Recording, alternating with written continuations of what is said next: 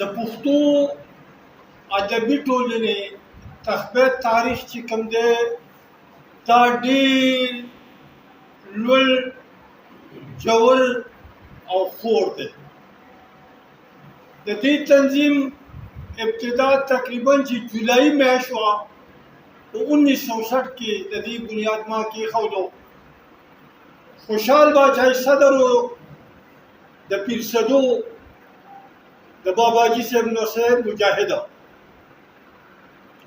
دغه شان که درته ووایم قاضي ما له ملګرو ژړا راشي ځکه چې داسې وخت و چې په دې محفل کې به موږ وکتل نو دا مشران به ناست وو په خپلو کې، نن په هغې کې یو هم نشته دی.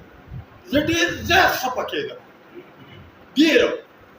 که یو خوا به قاضي عبدالحلیم اثر افغاني صاحب ناست و، نو بل خوا به خټک عبدالمالک خان ناست و، بل خوا به شمس الوهاب سرحدي ناست و، بل خوا به خوشحال باچا ناست و، بل خوا به امیر محمد خان اسیر ناست و، بختیار ګل ملنګ صاحب به ناست و.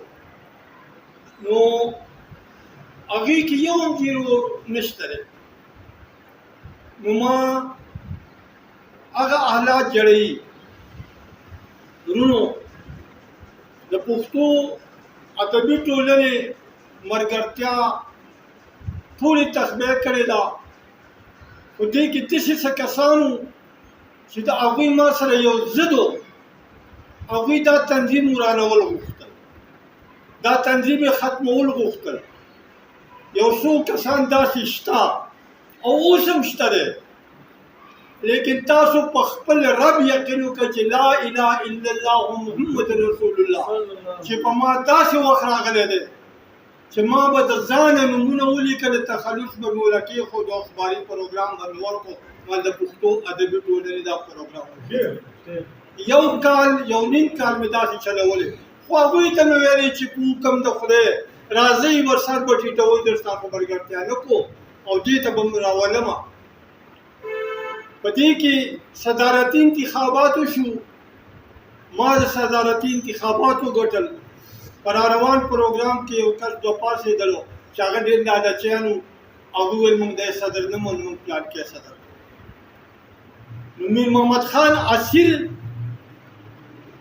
او ملنګ بختیارګل صاحب دوی زما سره کلک ولاړ وو. هغوی وتل چې بهی ټیک ده بله ورځ الیکشن ګټلی مې منه عدم اعتماد وکړ. اوس به عدم اعتماد پاس که ټیک ده زه یې نه منم.